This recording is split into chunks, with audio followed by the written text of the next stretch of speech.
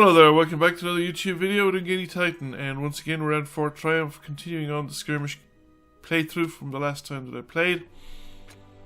Last time that I played, I was forced to back out of a fight with the garrison there, the Goblin Shaman garrison on the cage. So this one I started out, I think I was hesitant to do it, but I was still thinking of doing it, obviously, thinking of having another go at it. Can't remember whether I started the session straight after the other one, or whether I actually restarted it at a later session.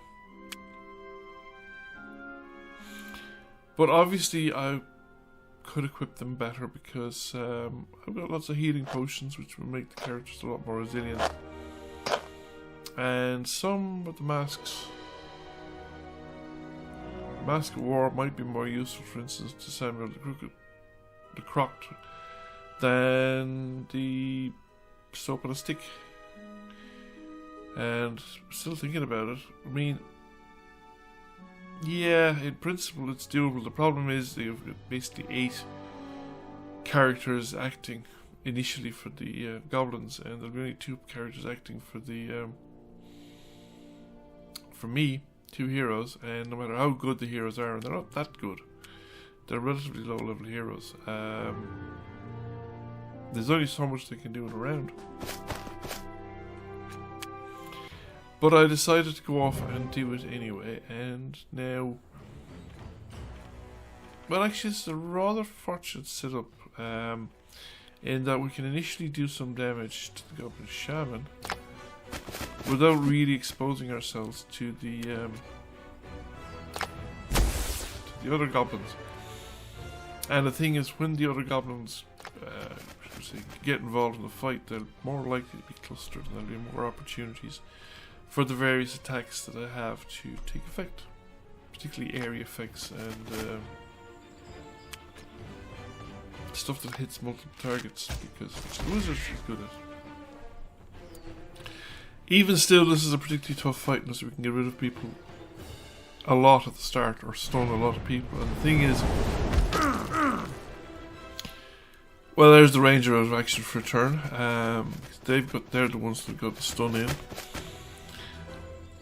and stunning is pretty effective. But the problem is that I'm going to have to.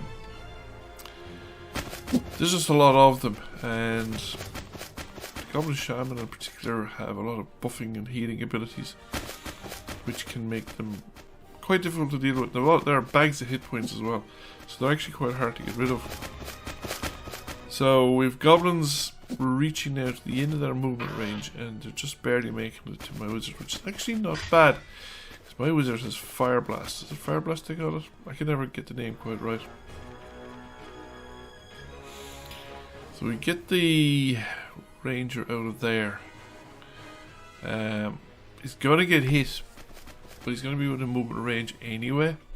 So I thought, stick close to my wizard, and maybe the mutual lifting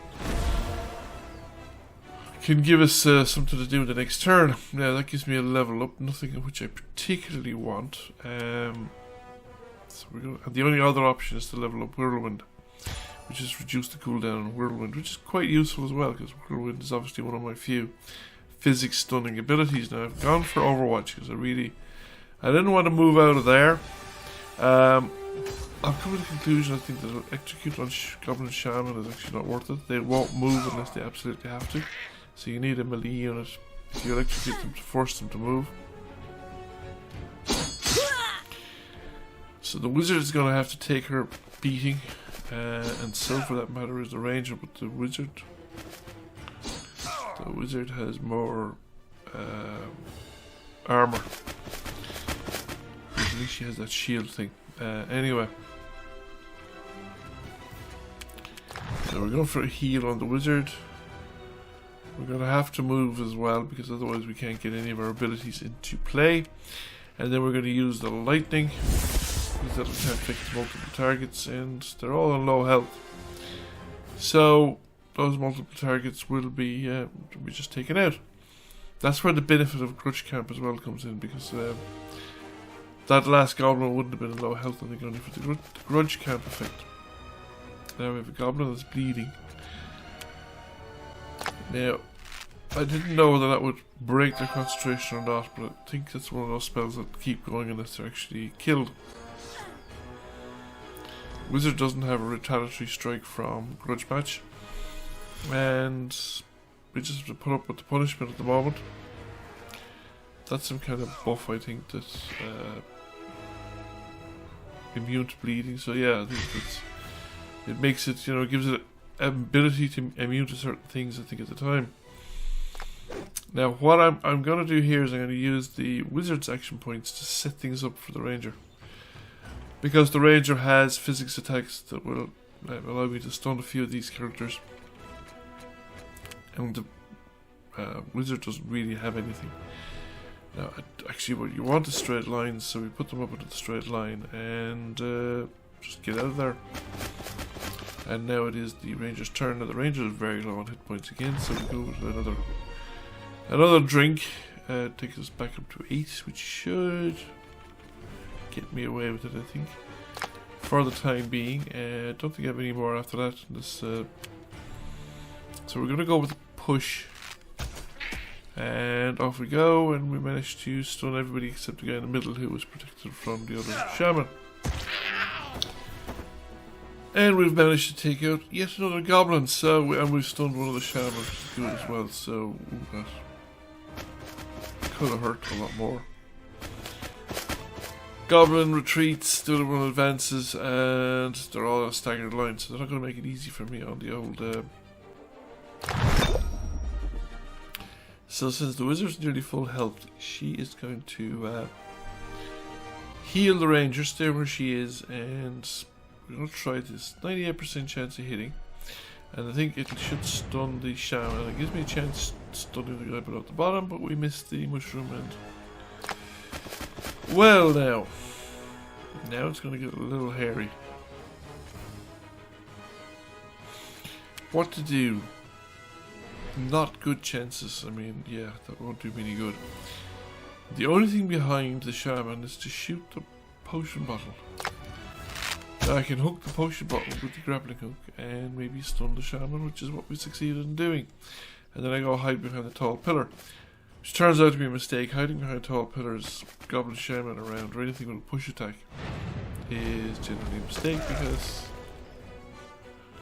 that was a lot of damage. All the way up, but the limit of his movement, so it doesn't make any difference.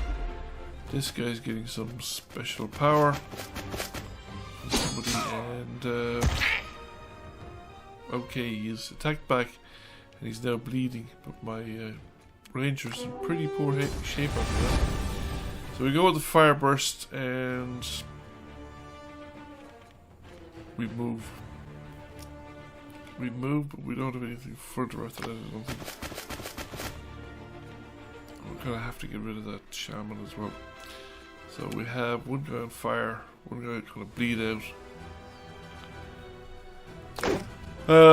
Moving the goblin shaman to make him an easier hit for the ranger, but I need to move that guy out of the way. Now he won't be a threat next round because he's gonna die start of his round. And I didn't have really any kind of attack to stun the shaman. I don't think I had any of it. So their turn. 3 on the wizard.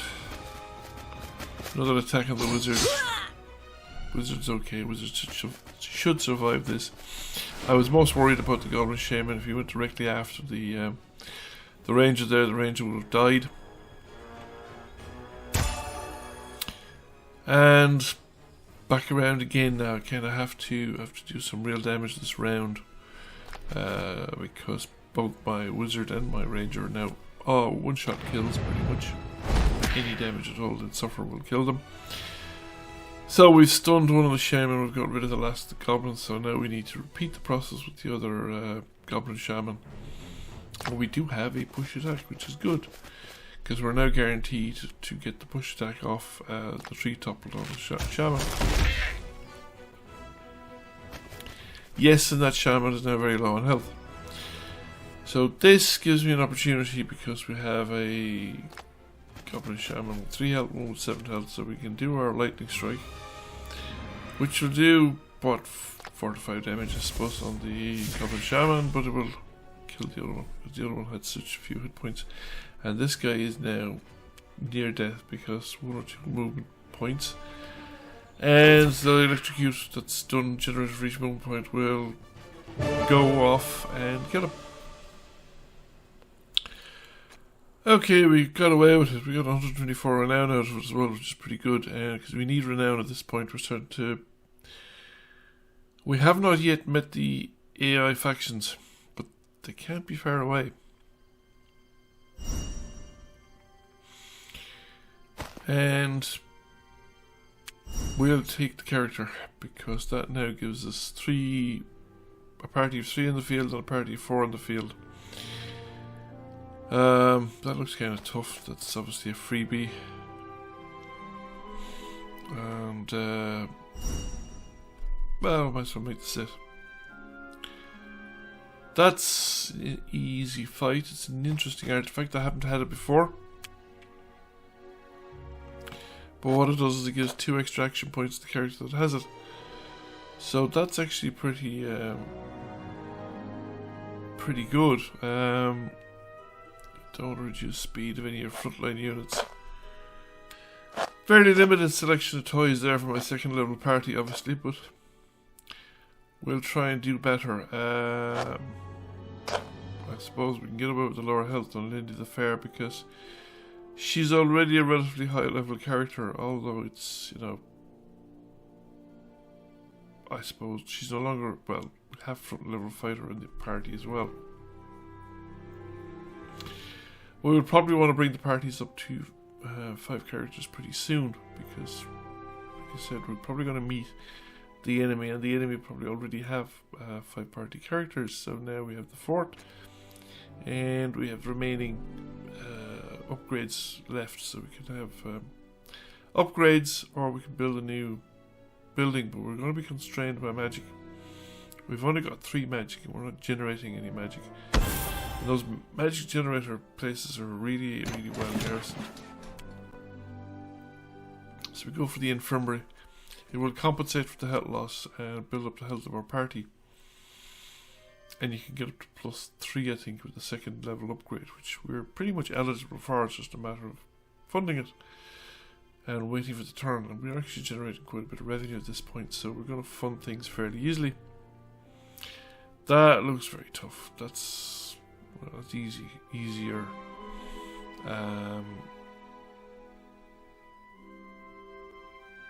That's free magic as well, kind of free-ish magic in the sense that it's garrisoned. That garrison is likely to be strong enough, but probably not insurmountable, probably not as difficult as the garrison on the magic generators. The magic generator garrisons tend to be very strong and very difficult to deal with. So here we are against this lot. We have tactics at this point in time. So we're able to make use of extra attacks. We have spare action points, which in some cases we can redistribute around to other more deserving characters who have the opportunity to do more stuff with their action points. Where to put the wizard? Let's have a look at what our attacks go. We'll probably do whirlwind attacks, probably a good start. And we have the opportunity of a 2nd attacker going into Overwatch, so we go into Overwatch. The Ranger isn't very high level, so the Ranger doesn't have much in the line of stuff that they can do. So we go down there and we try and hook. I suppose we can try and hook the footman onto the rock, but the chances aren't great, so it might a lot of be said for just going into Overwatch. Yeah, this guy's gonna have a ton of action points and a lot of options to do what to do with them. Like, they're not as nicely bunched as you might sometimes find them. In some cases, the wizard savage can really kick the enemy around the place with this attack, with this particular combination, because you have the slash and dash, the extra action point. You also have the free action points you get from Bloodlust. So we've now picked up an action point, so we're down to what, 4, 5, and we've another one, so we're effectively at 6. And a level up, so we can make our fire blast even more effective than it was.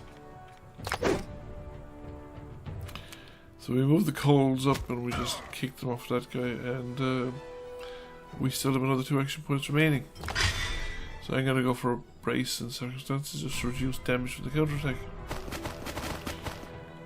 And all of a sudden, a very large enemy force has been reduced down to practically nothing. Grudge counterattack there, kicking in. This particular ranger does not have bow attack, melee attack, so is not going to counterattack or benefit from the grudge camp upgrade. Now, what to do here? I think I'm probably going to finish up making a straightforward weapon attack here. Just knock the hit points down on the knight. Doesn't quite kill it, but leaves it perilously close and gives me the opportunity to do other things with other characters. So we have now the wizard. Now, point blank, fire burst properly. Didn't have a whole lot of opportunities to do multiple fire bursts on multiple characters, and we'll use the remaining hit points to just run away into cover. We are smouldering and we've got no level up, so we're going to take advantage of that as well. Now, footman is too close. Move the footman towards my allies and set fire to them. And that gives my savage. The savage, unfortunately, I get 2 action points. So that's it. Paladin, our enemy knight, tries to move out of the zone of control. Is affected by it. Now it results in a level up actually, and the enemy footman there almost did away with my poor little ranger. Oh, he missed. Okay.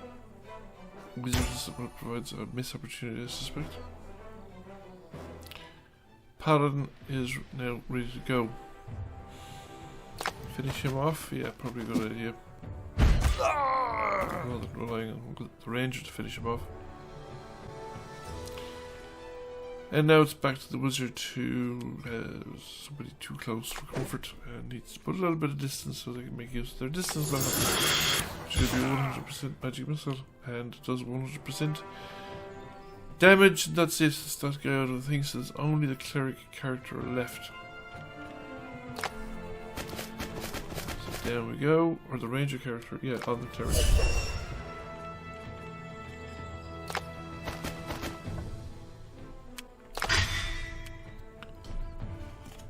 So, kick, stun.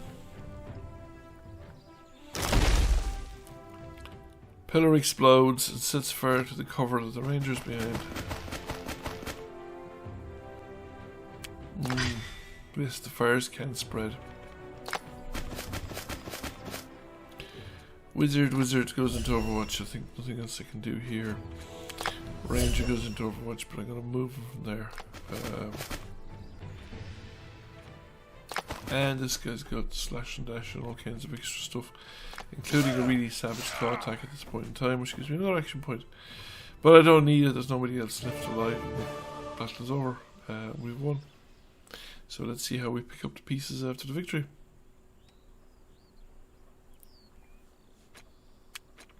Another 158 renown. We're motoring up through the renown quite nicely, which is very helpful at this stage of the game, although we're probably very shortly we're going to have all the guild upgrades we're likely to need or be able to afford at this point in the game. So, can I have enough movement left to pick up the pieces of the treasure? Don't know that I should have. Yeah, I have a good bit of movement left there. Don't know what the delay is about. And probably paying attention to something else. The magic boots. Reduce the cost of kick to 1 action point with cost of 4 speed. Problem is that 4 speed's a killer. You only want to put them on melee units, really. Or do they provide a kick attack? If they provide a kick attack, that might be useful on a ranged unit. Give it a physical melee ability. Let's look into that at some stage. Not a lot we can do here. We don't have the money to do anything. Okay, we have some guild stuff, but we don't have room for heroes. We have an infirmary under construction. So we've already spent our money on the fort, and we could, I think we'll hang on to the renown. The battle plan. Yeah, as far as I remember, that adds +2 action points to whatever hero is given possession of it once you've added it into your inventory. And it's quite powerful that way, because obviously 2 extra action points is, well, it's 1 full attack or an Overwatch or something along those lines. And we found the enemy, although I didn't realise it yet, just down there at the bottom left of the screen. In the fog of war, you can see the flag on one of the enemy's towns. All I have to do is kill the border guard and get through. That gaggle of trolls is actually got a very powerful artifact, but it's a tough fight. I don't fancy doing it with the current setup. Party 2 has a freebie to pick up. Again, the mana generator looks a bit the tough side. That guy's not too difficult. That the fight with the skeleton swordsman is probably harder than it looks. Probably harder than it's rated as well, at least for me, because I think there's skeleton swordsmen and skeleton arblasters, and they're pretty formidable. So it takes a fair bit of effort to get it down. The item is pretty decent, particularly if you're fighting world map combats, because it lets you get rid of what's it, a level 3 unit automatically. Anything with 9 hit points or less, basically, I think. Automatically, and just get within range and read the scroll, and that unit has gone completely out of the fight. So that's actually quite powerful in its own way, but it's not that good against the AI parties. And once again, we're in a fight. So in this case, we are in Goblin Galore, or not, Skeleton Galore rather. Lots and lots of skeleton weaklings. Against this level of party, I'm not that terribly concerned. Can be quite dangerous against low level parties, but still not as dangerous as an equivalent number of spiderlings. Spiderlings have me in terror at this stage. I've had such bad experiences with them in the past. So we want chaos and confusion here as much as possible. Stun as many of them as possible to reduce the wave of the first attack, and then they should be decently clustered at the end of the second attack, and you can really whittle them down, because we've got a lot of fire bursts and stuff like that at our disposal at this point in time in the game. So the archer got their 2 extra action points. Just the one that got the 2 extra. Level up. Yeah, no, they got 4. I'm gonna get the free attack. I'm gonna take that one, because it doesn't cost an action point, and we can do it again. So we just pick out the one with the best chance of hitting. Doesn't matter what health they're in. It's just take another figure out of the game, and reduces the total effectiveness of the enemies, so then we can armor up Galena. And give her the goblin energy drink, and off she goes. Just like a mad thing.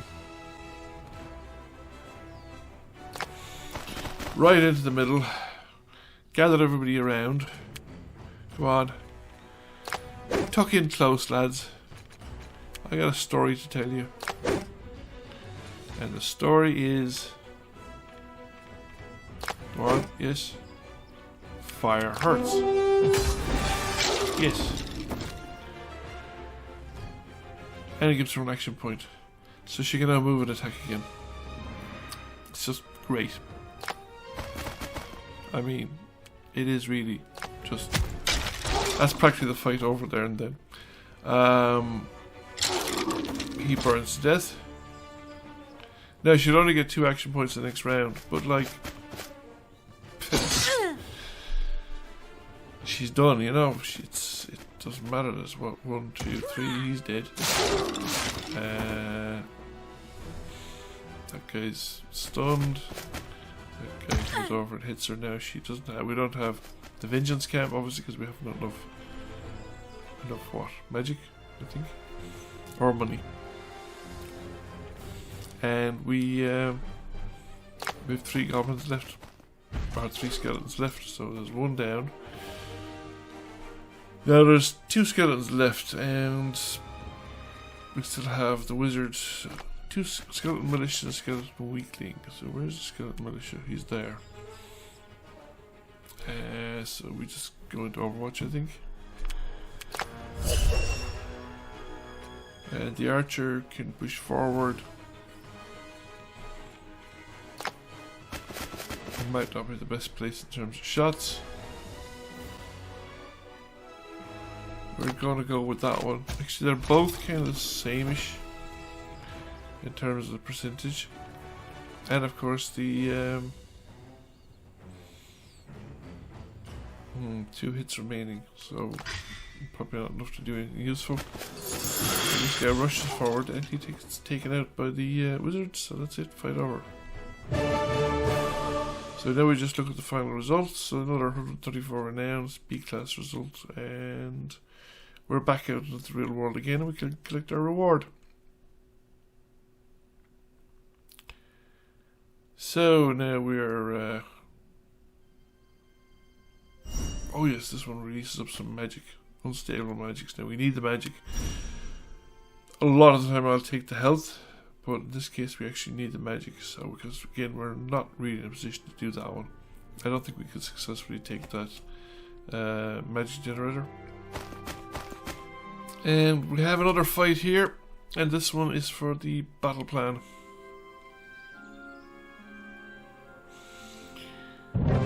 So this one shouldn't be too difficult either. We've what, 4 actors on the enemy team. Anything I've got that's decent. Yeah. So we have 1 stunned and we have an option for electrocuting another. And now we should be able to get people to move. We have a push attack. We can do it on the goblin. Oh, wrong thing. I was wondering I was getting no directional arrow. So now we have a goblin that's stunned. We can put another arrow into somebody, but with very low percentages, so we'll just go with the Overwatch. And we can now barbarian, or yes, right up to the edge. 3 action points to get there. Alright, 3 action points and the attack. I screwed up there, that wasn't what I intended. And I should probably have put the barbarian on the goblin shaman. That would have stopped the goblin shaman making the attack and possibly forced the goblin shaman to move, which would have elicited an opportunity attack, and that and the execute effect would probably have gotten rid of the goblin shaman by this stage of the game. So that's the way it goes sometimes.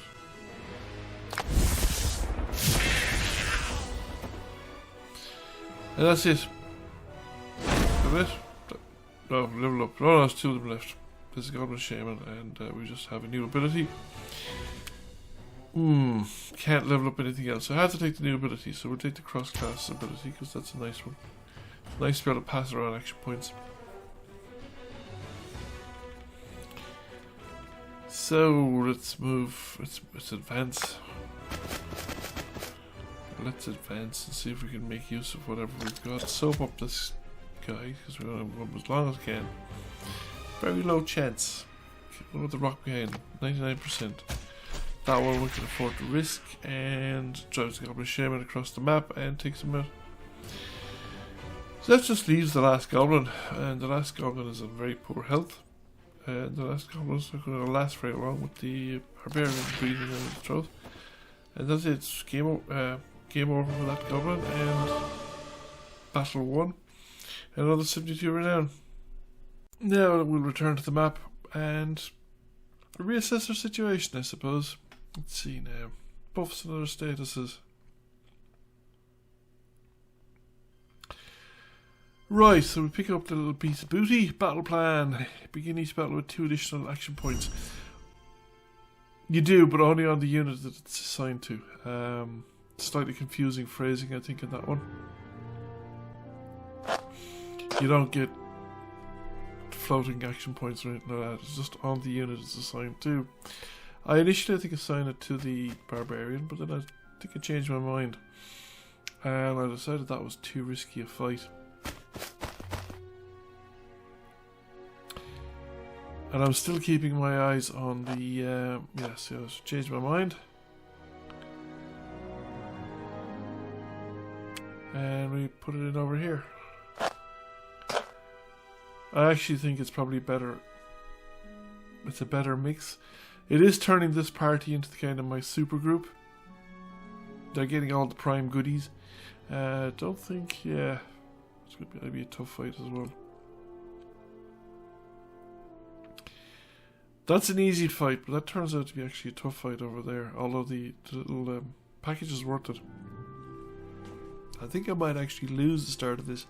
I have a feeling too, yeah, there's, if I remember correctly, the recording for this particular footage, yes, we can do some upgrades. But the recording for this particular footage, Physics class is a good one. Infirmary 2 would be a good one. Vengeance Camp is, I have enough magic for it too, I do have 9. Vengeance Camp is really good because it gives me the retaliatory attack for every attack that's made. So here we have the enemy have breached the defenses. Start of a new week, so finally the enemy's on the table. So we go with Vengeance Camp. We still have slots available, and party size 2 probably be my preference. In hindsight, I'm not sure exactly what it is that I did. So we're going over here because I want to see the edge of the map as well. That's a tough fight. And this isn't. This is a relatively easy one. It's a cage. So it's an extra hero. And, well, we're okay. We're okay for heroes. We have actually got the space. Although the thing is about the cages is that you can actually have your full complement of heroes already deployed, and then you can pick up a hero for the cage. You can, should we say, exceed your allowed heroes in the field limit. So it can be useful with temporarily exceeding limits that way. So it should be a relatively straightforward fight. Probably better off going to the side. There's no handy way of getting people to line up. Just do the kick across. We've discovered the wizards. Wizards are... they're not that bad. And we have a spare action point, so we can give it a save. So I'm going to give it to the wizard. That will allow us to move up.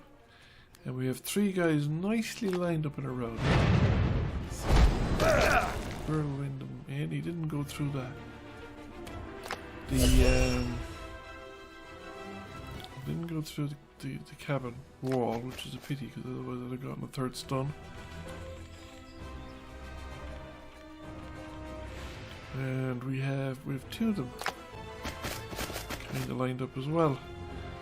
Unfortunately, think, oh, that was a miss. And it damaged my cover. But this is going to trigger the attack of opportunity. And,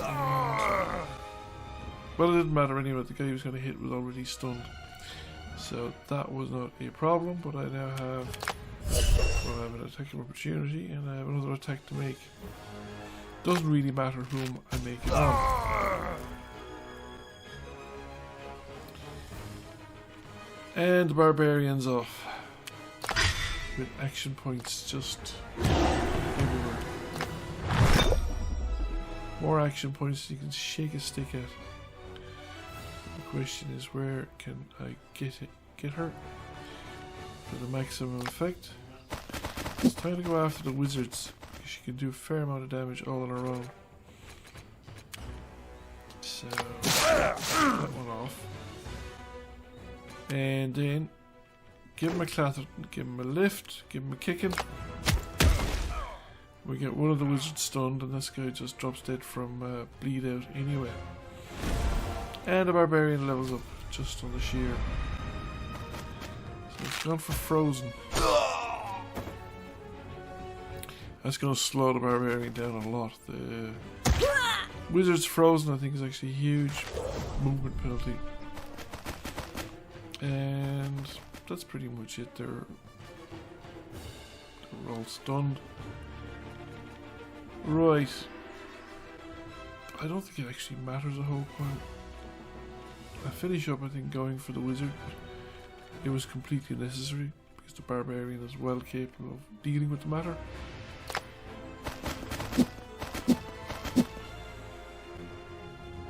And the barbarian gets a new ability.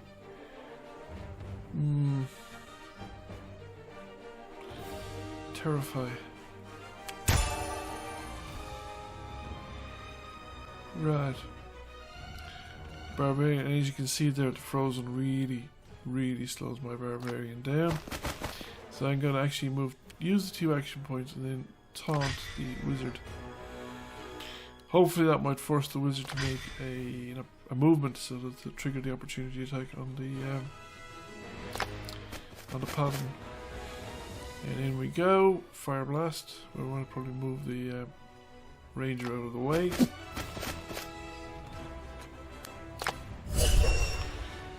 And fire blast. See who survives.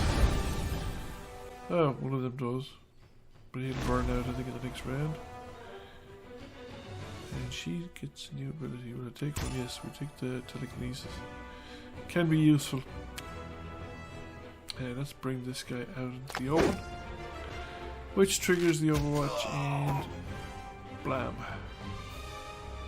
So, how are we going to do next turn? Oh, we love overwatch. And this guy drops down.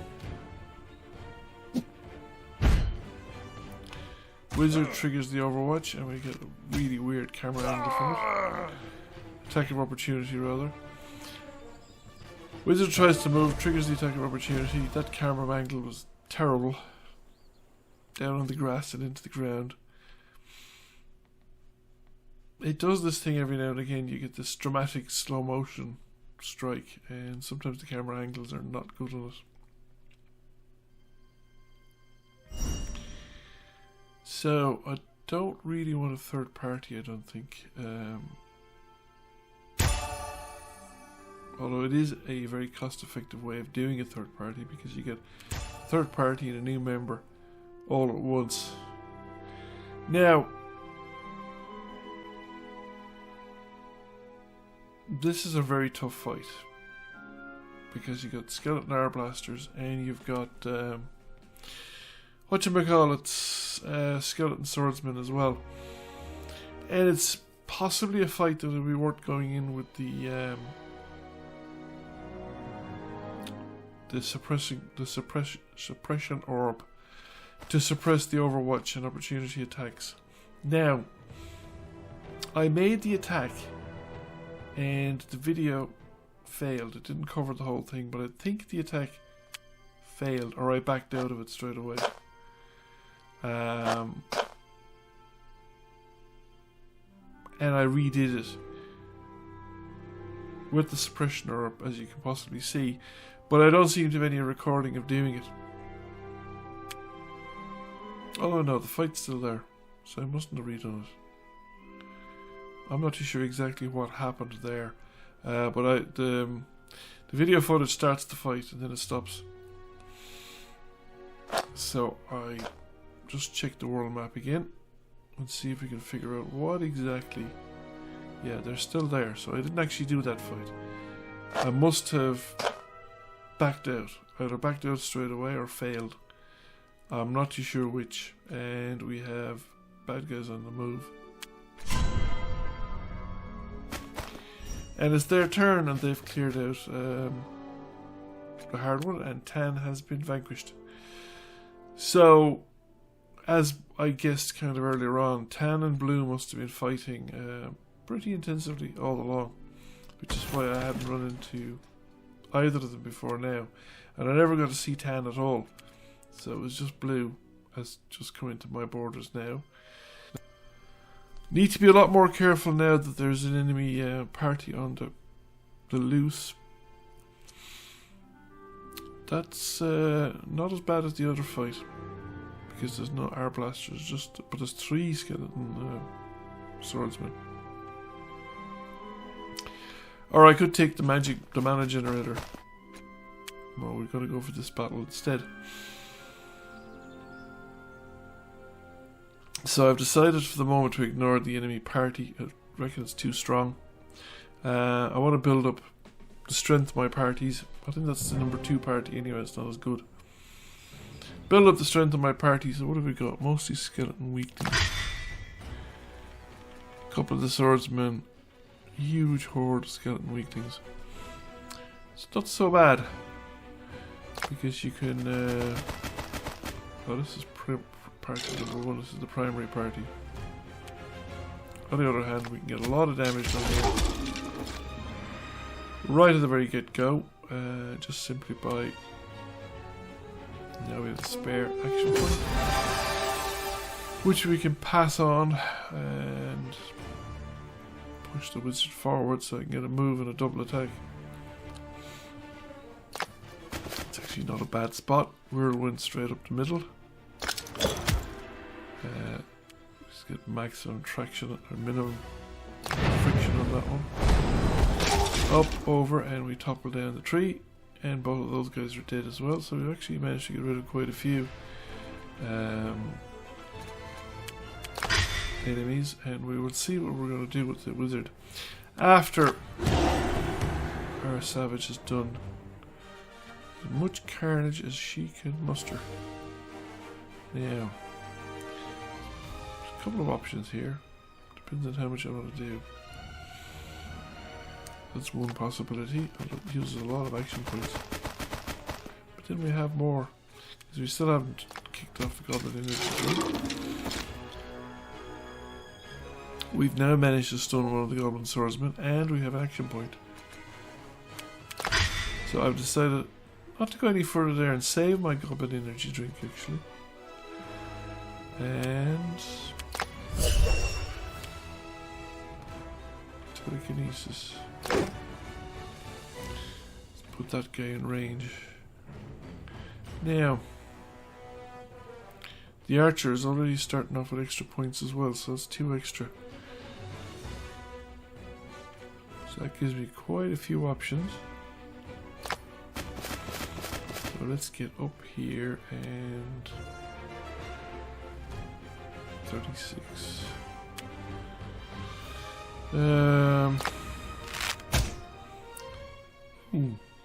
I missed. That's bad. That was a terrible miss actually now, because that means that there's quite a few people with action points, although I only got 3 remaining, so I'm going to get 1 attack off. Possibly 2, because I can use the free attack. Then I can run away. I'm going to keep my free attack and run away. The percentages aren't good for the free attack, because it's usually about half a regular attack. Trouble with Overwatch is it usually triggers at extreme range.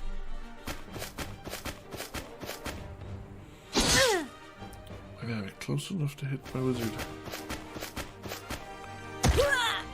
And we hit back. And we hit back again because we have vengeance.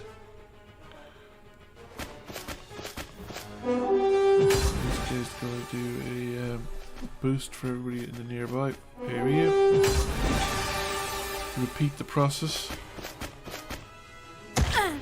And move, hit back. So that's going to really whittle down the skeleton weaklings. Doesn't matter whether they get extra benefits or not. They're not going to do enough damage. The archer is stunned. And this guy is just, yeah, they're just repositioning. The AI is now used to push these guys right up into the zone of control, but now the AI is smart enough to tend not to do that kind of thing. Let's not make it too easy for the heroes to defeat them.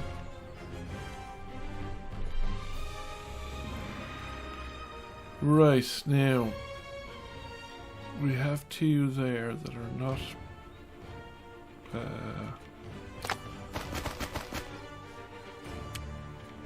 the three in the middle you see is a protection. Oh no, it was damaged enough that I was actually able to slide them through. That's good. And if we go in there, we can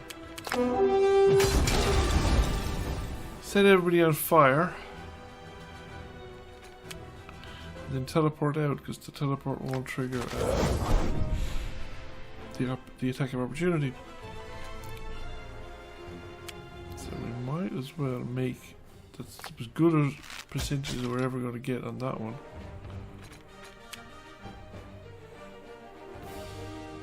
And so the fire then, he won't die this round, but you know, it does make a significant difference. Now we can tap into our extra action points. And oh, that didn't work. That was a waste. And we get our action point back. So we're going to be able to use the fire burst or we can move. So we have fire burst left. We might not get to use the fire burst though. I'm going to use the fire burst, and that's that. I think we've most of this skeleton weakling is gone at this stage. So there's one left, and that's him gone. Another dramatic slow motion, and not really. I mean, criticals don't matter. Things like that, just so low in hit points that the criticals not going to make a difference.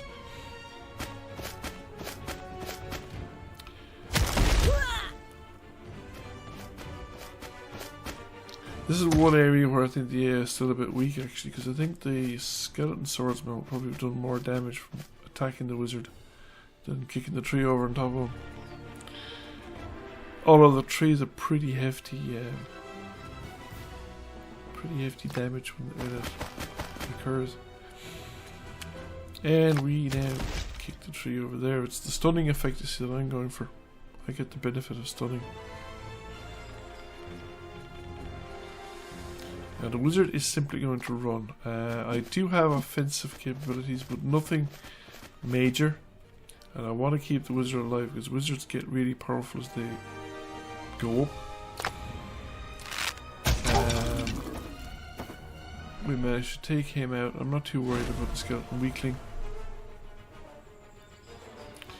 Don't see it. Oh yes, the push attack I'm going to take.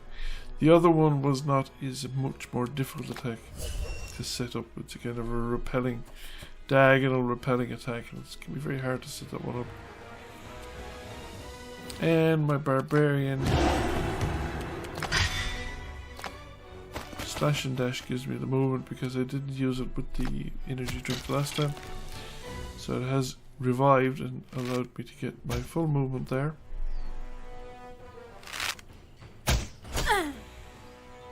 And yeah, action point. He's down from the Overwatch, and we're now one guy left. They're running away.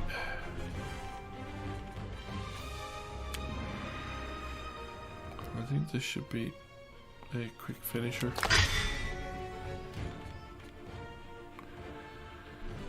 Up onto the tree stump, or risk an attacking opportunity. I think up onto the tree stump, or at least beside him. Alright, not quite dead. Not quite dead. We're going to have to kill him, otherwise we're risking losing a character.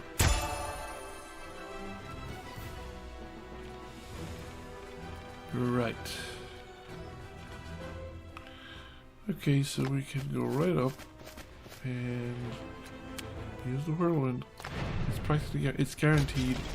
It's definitely going to do damage. And it buys time for the wizards so that we can wait a turn and we get a level up. So we go for the reduced cooldown on something. Right here, we can do the same thing here as we did with the wizard. We just use the push attack. It's again guaranteed hit. It will stun the and take out, in this case, the archer. And it completely just overwatch, I think. And we just come in on the other side. Okay. Right, we have a stun there. And what we can do here is we can taunt the other guy. So that might force him to come out of the paladin's way, so we get the opportunity attack and the overwatch. And kill him without any trouble at all, without taking any losses. So now we can get the stun in on this guy from the kick. And again, we're going to have not much trouble here. Now, what do we do?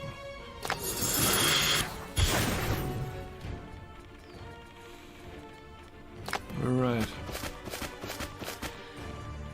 That was not the way I intended it to work out. But the ranger saves the day. Can the ranger save the wizard?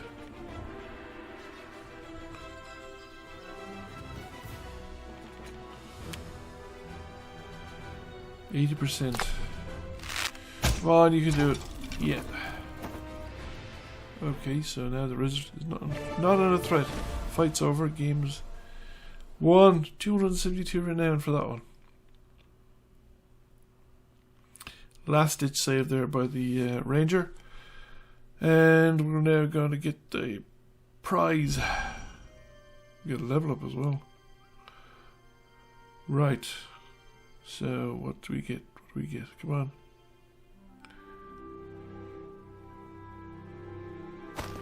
Rare chest. Oh, the Exemplar's Blade. A formidable weapon. It is +1 AP. It does bleeding, but it makes your overwatch and your attacks of opportunity persistent. And it does a fair whack of damage too, if I remember correctly. So now it's a question of giving it to whom do I give it to? Actually, Helena would be a good one to give it to, but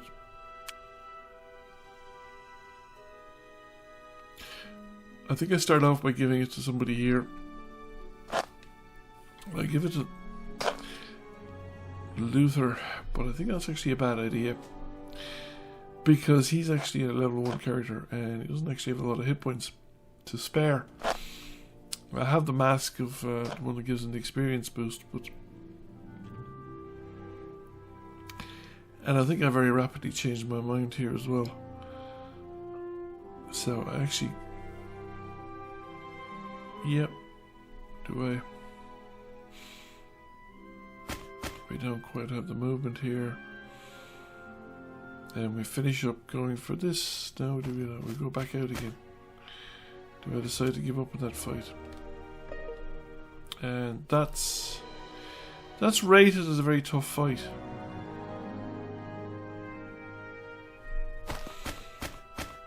So I thought, right, well, we're not. It's only 4 versus 3. Now, admittedly, it's fairly low level, and then they attack me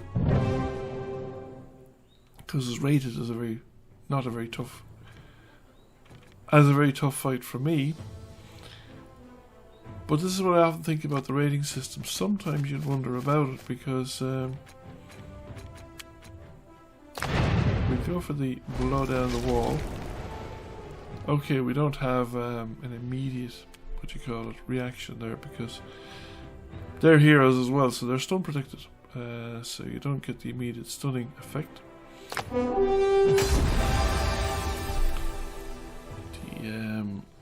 The Luther has the magic sword, and here we have all kinds of options. So we push forward, we go with our pull or our push, attacking the heroes directly as well as the lord. However, we get a stun now out of the wizard.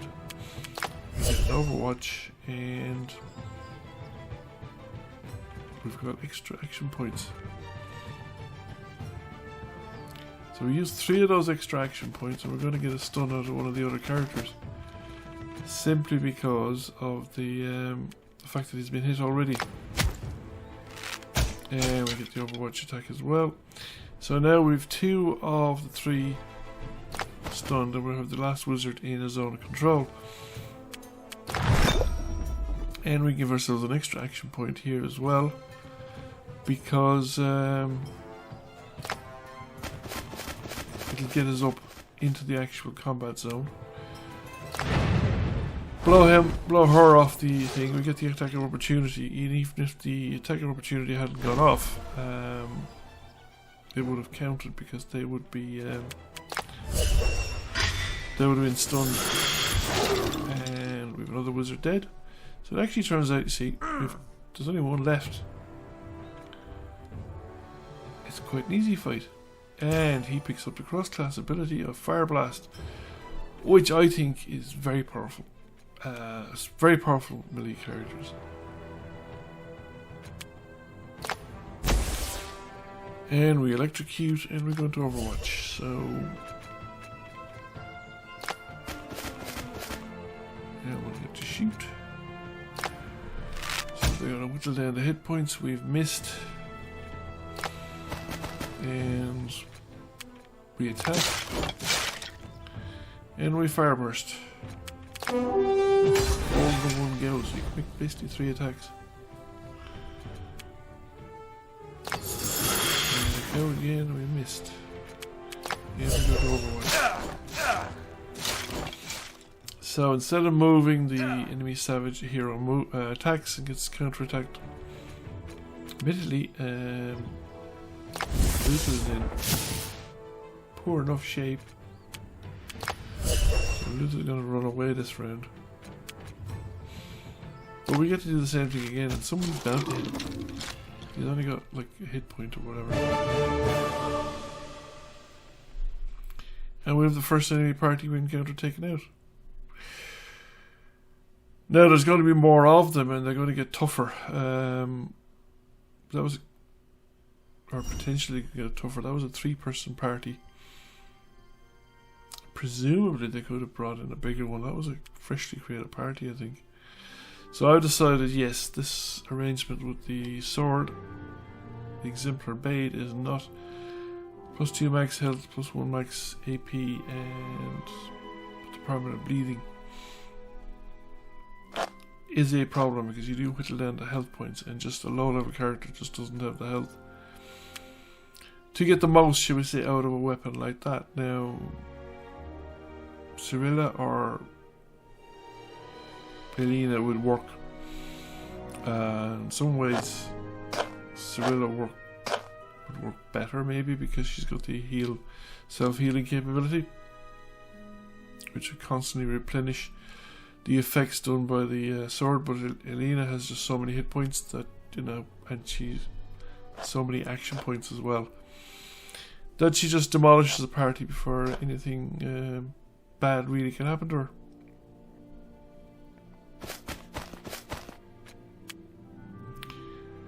So reclaim the magic and start moving into the enemy territory, because yeah, that fight's a bit easier, but still not exactly anything that I'd write home about. I would move down here. The other thing is, the other option is to actually come back towards my castle. And let's see now, what do we got? We need about 800 points, I think. Or 900 points for an extra party member. Wait to move the extra party members.